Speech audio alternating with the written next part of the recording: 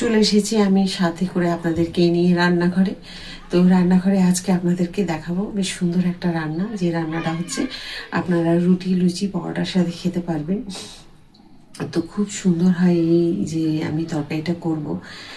ডাল বা তরকারি যেটাই বলুন না কেন বিনস দিয়ে করব, যাতে বিনস সবাই যাতে খেতে পারে।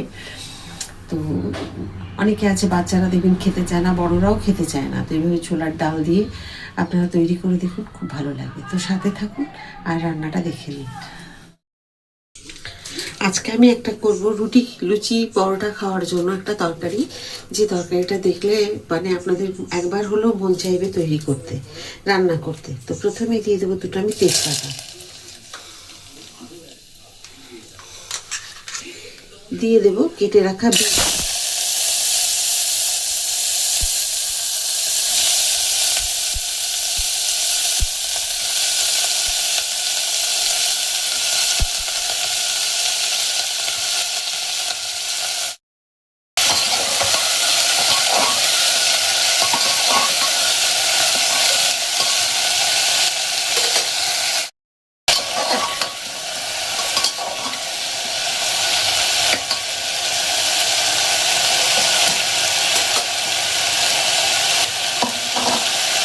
দিয়ে দেবো টমেটো আর এই যে কাঁচা লঙ্কা।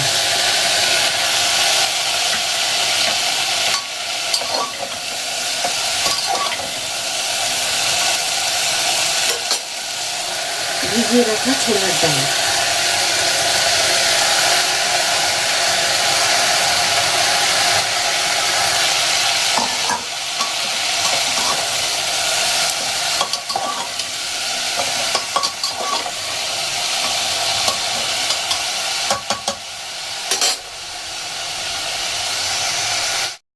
একটু কালো জিরে দিয়ে দিয়েছি, এটা ভিডিও করতে ভুলে গেছি। এখানে দিয়ে শুকনো লঙ্কা, এখানে এলাচ আর দারচিনি লবঙ্গ, দারচিনি না।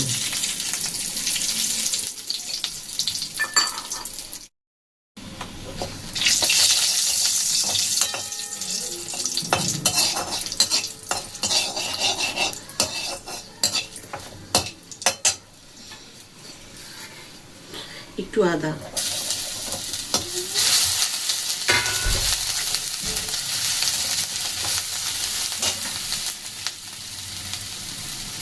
হলুদ,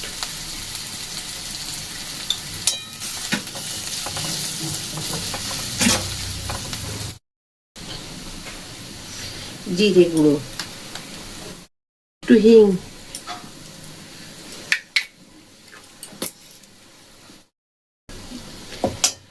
প্রেসার কুকার থেকে ঢেলে রেখেছি এখানে আমি।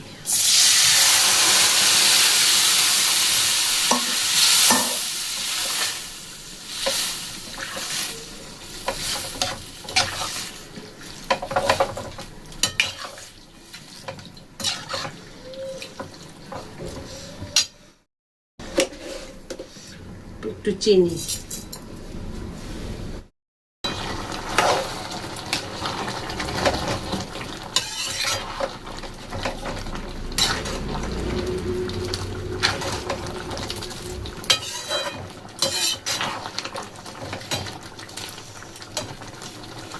এবার দিয়ে দেবো কসুরি মেথি।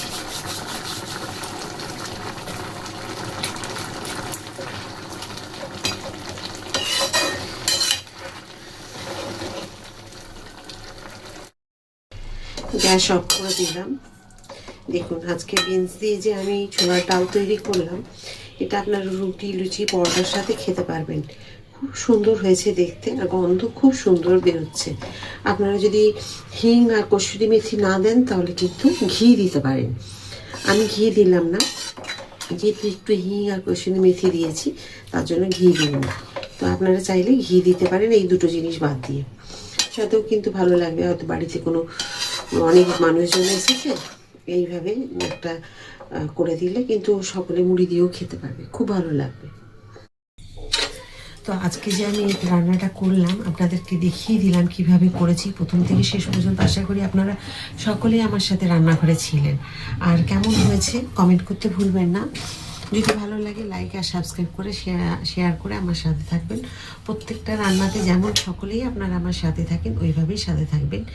একবার এই রান্নাটাকে তৈরি করে খেয়ে দেখুন, খুব মানে টেস্টি হয়, একদম মানে অন্য রকম হবে এই ডাল যেটা আমি বিনস দিয়ে তৈরি করলাম।